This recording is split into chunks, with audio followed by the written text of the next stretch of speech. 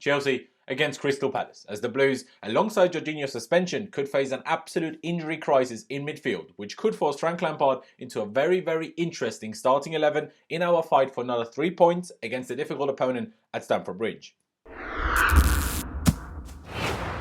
Hello there guys, and welcome back to Blues TV for another preview of mine, another Premier League preview of mine, as Chelsea are to take on Crystal Palace in the Premier League tomorrow with the early kickoff, of course, Saturday with the 12:30 kickoff at Stamford Bridge, and I'm really looking forward to it. But I'm also not. I'm also a bit anxious because, you know, if things don't go right, and we'll get into what I'm talking about later, of course, we might see some very, very interesting, you know, just a very, very interesting starting 11 tomorrow. Some things that we've not seen Frank Lampard use before. And, you know, that, of course, could make any game quite a lot trickier. Crystal Palace are not a team to underestimate. And, yeah, it could be very, very interesting. Of course, we'll speak about everything. Yeah, stop the waffling about and let's just get into the preview straight away. And starting off by speaking about our opposition, of course, that is Crystal Palace. By the way, if you haven't already, please be sure to subscribe to Blues TV. That would be massively appreciated. But Palace, for once, are kind of not a strange team, because when you look at their results, they beat the teams worse than them, like Aston Villa, Norwich, Manchester United. They get draws against teams I personally see roughly as good as them, maybe a bit worse or a bit better. But then they lose to teams you expect them to lose against. Leicester, Man City and Spurs. You know, they kind of had a couple of losses in there that maybe you didn't expect, and a couple of wins in there that you might not have expected for sure. And then you also have that draw against Arsenal, I guess. And as much as we like to banter Arsenal, and yes, they did bottle their game being 2-0 up early on in the game, that Arsenal winner that was ruled out late on in the game, that was just simply a wrong decision by VAR. They should have stood, and, you know, Palace would have lost that game 3-2. But it is what it is. I mean, I'm not going to talk about Crystal Palace in so much detail today, simply because of the injury problems and Jorginho's suspension. There's so much to say on Chelsea and the possible lineups we could be using tomorrow that that is going to take up quite a large chunk of the preview, and I don't want this video to be too long, so I'm taking out a little bit of what I usually would, you know, talk about an opponent, I guess. I mean, Palace pretty much always playing a 4-3-3 or 4-3-2-1 formation, whichever you really want to call it. And that doesn't really matter whether they play a bottom half team or a top 6 team. They always go with that. But bar 1 or 2 exceptions, they pretty much always have less of the ball than their opponents. Very rarely significantly less, but they do pretty much always have less of the ball. And they focus on their defensive solidity before then trying to hit on the break with their quick attackers, which, of course, you know, we need to be careful of. And they do have a good team, even if their usual starman, Wilfried Zaha, hasn't scored yet this season and has only got 1 assist as well. Andre Ayew, or is it his brother? Or is it Jordan? I can't remember. Ayew anyway, has 4 goals already, so he is their top goal scorer so far. But their defenders and also their midfield are doing a good job. Van Aanholt, on both ends of the pitch, is doing pretty well, has scored 2 goals as well. Gary Cahill, in my opinion, has really improved Crystal Palace defensively. And also their midfield is usually quite solid. They're decent on the ball, but they're especially very physical, which, of course, is never something to underestimate, especially with our midfield not being very physical at all, even if Jorginho doesn't play. But to be honest, like I said, I'm not going to talk too much about Palace today, and to be honest, that was really it. Already, it will be down to us to break them down and make sure that we don't concede from the break or don't concede from free kicks that we concede on the break, I guess. But now let's just get straight into Frank Lampard's pre-match press conference. What is my talking today? Because that was another interesting one. A slightly depressing one, but a very interesting one. Because starting it off with, he said, quite surprisingly to me at least, that Ross Barkley has an ongoing issue and is not in the squad for the game tomorrow, even though he was in full training earlier in the week, as far as I'm aware anyway. So that is that, I guess. But Mason Mount, who of course, you know, picked up that injury against Ajax on the same ankle that he had already injured previously this season, is in the squad for tomorrow. Lampard said that he will give him another 24 hours and then make a final decision, I guess, shortly before the game, whether he starts or is just on the bench, I guess. So that is that on Mason Mount. There is a chance he could start. He might not. The boss then also revealed that Antonio Rudiger actually had surgery on his groin. You know, he said an operation. You know, we don't know how exactly serious that operation and that surgery was, but he called it an operation. When he saw that specialist that, you know, we knew he was going to see last Monday, or well, Monday this week. And Lampard also then said that he will be out for another 3 weeks at least. So basically he could be back fit in 3 weeks, but then he will still not have any match fitness. And then he also gave some more depressing news when saying that it's still a long road for Ruben Loftus-Cheek until he's back to full fitness. And, you know, it's tough. It's bloody tough in all honesty. But that was really it from the press conference today. Other than that, it was just talk a little bit about Ajax and a little bit about Frank Lampard winning the Manager of the Month award, which congratulations to him.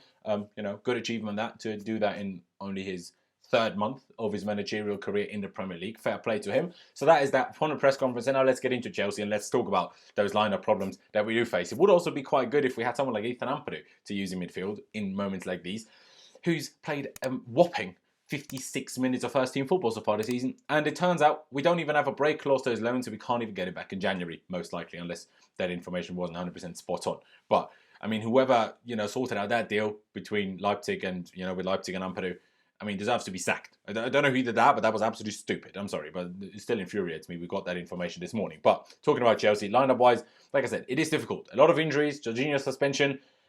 Even the formation isn't 100% guaranteed at this point. Like, it really, really isn't.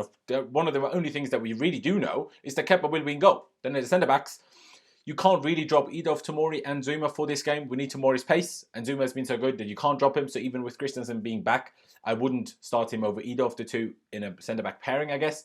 At full-back, I personally think it is now finally time to see Reece James and Emerson start together in the same game, in a Premier League game. If Alonso starts again, honestly, I am going to flip my shit. Aspi did well at left-back, even though I'm not usually a fan of that idea. He did well at left-back against Ajax. So if Emerson is not fit for whatever reason, because again, he wasn't on the bench against Ajax, and no one knows why, I would rather start Reece James at right-back and Azpilicueta at left-back. Just do not start Alonso, Frank. Do not start Alonso. And even if it's the international break, personally, I would just give Aspi a rest. I think it would give our general team intensity a bit of a boost if Reece James, plays in there. He deserves it as well. Had a really good performance against Ajax when he came on for the second half. Even if Aspi got a second goal as well, which then of course was ruled out, not to his fault.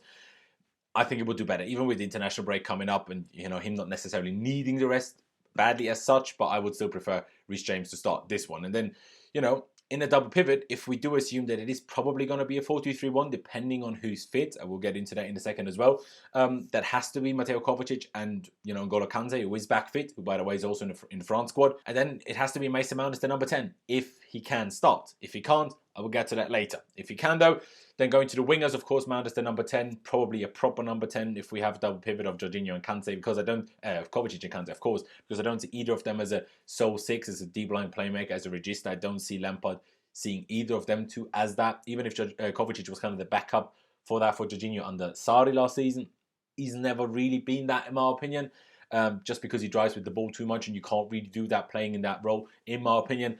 So that's why I think 4-2-3-1. But if Mount can start as the number 10 for the wingers, I think Pulisic still deserves, to keep his spot in the starting 11, even if he's played multiple games in a row now. Might feel a bit tired, unless he's too tired, then of course don't start him. But I think he absolutely deserves to keep his spot. Even if he didn't score, he was good against Ajax, especially in the first half. In the poor first half, he was one of our best players, in my opinion. And then on the other side, I would personally play Hudson-Odoi. He came on against Ajax, did well. And Willian, to be honest, wasn't that good anymore in the last 2 or 3 games, but still worked his absolute socks off. So I would personally use Hudson-Odoi's directness earlier in the game and then bring Willian's work rate on in the second half when Palace, depending on the scoreline, of course, will likely, be a little bit more attacking in the game, and then we could do with Willian's work rate a bit more, I guess. But like I said, on the wingers, as long as Pedro doesn't start, I don't really mind any of the combinations that Lampard can choose from, whether it's Pulisic and Hudson-Odoi, Pulisic and Willian, or Hudson-Odoi and Willian. I'm not all that mad at either of those options. And then up front, I personally would go with Tammy Abraham again. I just didn't like Batshuayi's performance when he started against Man United, but he's always really good off the bench. And Giroud just doesn't really seem to be in the picture much, and, I'm glad about that. But what if Mason Mount can't start? I would personally, actually, you see the one formation over here, I guess, and then you will see everything else that I mentioned now over there on this side. I would personally prefer starting Hudson-Odoi, Pulisic, and Willian kind of as the 3 behind the striker, 2 just being wingers and a number 10, I guess, with the Brazilian actually being in the middle. In my opinion, that would be the best, because I just think Willian has the best work rate of the 3, and he's also the best driver of the ball of the 3. So that's why I would choose Willian, and also he can use both of his feet more, which he can't really do as much on the right. On the left, it's fine, but he doesn't really tend to play on the left for us. I mean, I don't mind it if it is Pulisic, but that's my only reason why I would, if all 3 play together, would start Willian down the middle, but they would all just interchange anyway if it is a front 3 like that. And if we don't do that, if Lampard doesn't want to go that attacking, I guess, if it's a 4-3-3, if he does go with a 4-3-3, quite possibly Billy Gilmour in there. Quite possibly Billy Gilmour is the deepest of the 3, I guess, as the deep line playmaker. I think he's closest to Jorginho, to SS Fabregas, like that. But just to be a bit safer, probably stick Kovacic just a deep line one, and then with Kante and Gilmour just in front of him, although that's quite a bit less attacking, because Gilmour is not that good on the attacking bit, in my opinion. He's more of a passer than like the creative guy that will find the killer passes and the movements like a Mason Mount does in that position. Of course, Mason Mount less so with the passes, but the movement and they're getting into finishing positions. Gilmour will just do that less. But there is another option, which someone put to me on Twitter, which I'm not the biggest fan of, just because I don't like the formation, but it is a very, very valid option, and fair play for saying it to me, because otherwise it wouldn't be in this preview. I wouldn't have even thought of it, to be honest. A 3-4-3. But with Andreas Christensen back, we do have that option. We do have that option. Even if Christensen wasn't back, we have Azpilicueta as that option. But, we do have that option. A back three of Tomori, Christensen and Kurt Zouma. The same fullbacks/wingbacks, for Reece James and Emerson. Then you just have the midfield two of KANTE and Kovacic. If Mount isn't fit, you don't need to think about, do we play Billy Gilmour, do we play, either Pulisic or Willian as a number 10, just have KANTE and Kovacic as a normal midfield. Then the same front three of Pulisic, Hudson-Odoi and Tammy Abraham, or Pulisic, Willian and Abraham, whoever of the two wingers, like I said already. So that is, of course, an option. Again, like I said, I'm not a fan of the 3-4-3, but it is an option. Or another option, which you actually won't see over here, could be Reece James starting in midfield, which he can do. He's done quite a few games in midfield for Wigan in the Championship last season. But whether Lampard sees that as a real option or not, I just don't know. I mean, he can play that.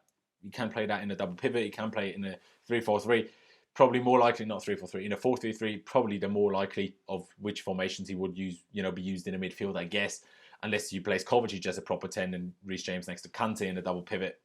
I'm just not sure how real of a solution and option that is for Lampard, so I'm not going to make up a screen or a graphic, I guess. Everything depends really on whether Mason Mount is fit. If he is fit, we will just go with that one, and that is the most likely that we will go with, and that's kind of not that different, just that Jorginho isn't there.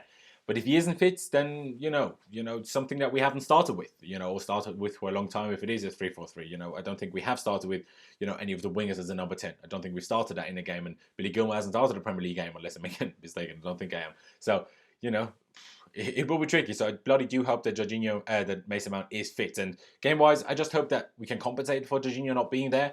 And I hope, that we can. I hope that we play if he just was there. We basically don't notice a difference, even if his haters, and yes, they do still exist, will then just say, see, I told you doesn't bring anything to the team.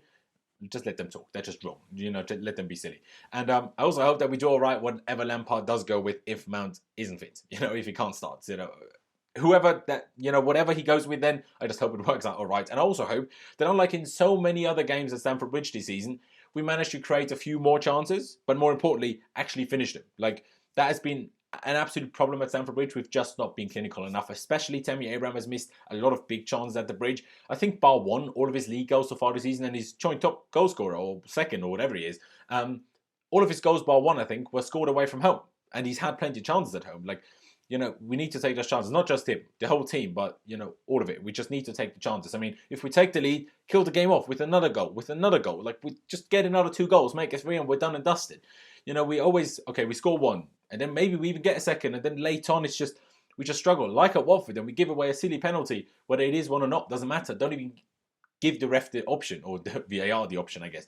Just don't let us get in that situation. Or a bit like against Sheffield, when we're 2-0 up and bottled it in the end and drew 2-2. And it's just important. 100% focus forward a full 90+ minutes. That's what we need. No silly start, no silly ending, no silly starts or ends to either of the halves. Let's not do that. And of course, as I always keep preaching, really, just make sure we move a lot. We need to move on and off the ball. Keep the passing quick and keep it smart, even if that is exactly what we're going to suffer most from Jorginho's absence. Let's hope we can still do it as well as possible, even without him. And score prediction-wise, I kind of had a bad feeling ahead of the game yesterday. But now, after doing, obviously, the research as I do for these previews, on them, and the fact that they do tend to lose the games that they're expected to lose, even though they won at United, or was it at home? They beat United anyway. They got the draw against Arsenal, and, of course, it could happen to us, but still, they tend to lose the games you expect them to lose, and you do expect them to lose against us. We are the favourites. That kind of made me feel a bit more positive. So I will predict a win, just about. Will predict a win. Could be a draw. Don't think we'll lose, but it could be a draw. But I will predict a tight win. I wouldn't be surprised at all by another very close 2-1 win with a nervy ending. A bit like a Watford last week. So I'll go with that prediction, I guess. And yeah, like I said, it will be down to us to probably break them down. Make sure we don't concede from any counter-attacks. Let's make sure, because we don't always concede from the counter-attack straight away, but they hit us on a counter, we give away a free kick, or we concede a corner, and then they create chances from those set pieces because we're bloody awful at defending set pieces, no matter who it is against. Even if we had a decent period for a few games, just because we didn't concede didn't mean we actually still struggled to defend them properly. But yeah, that is going to be it for me. I'm not 100% sure how long this preview is. Of course, there was just loads to talk about with the lineup and injuries and everything. I do hope you enjoyed it. If you did enjoy the video, please be sure to drop a like. That would be massively appreciated, especially if you made it this far. You know, just go down below, drop a like, whether it's on the phone, on the laptop, wherever you're watching it. Just go down below and drop a like. I'd massively appreciate it. Be sure to subscribe to Blues TV if you haven't already. Make sure you hit the notification bell button and choose to be notified about all uploads so you don't miss any future videos. But yeah, leave me all of your thoughts ahead of the game down in the comment section below. You know, and your predicted lineup, your score predictions as well, all of it, and anything else you have to add, again, also down in the comment section below. Thank you guys for watching. Up to Chelsea, and I'll see you when I see you.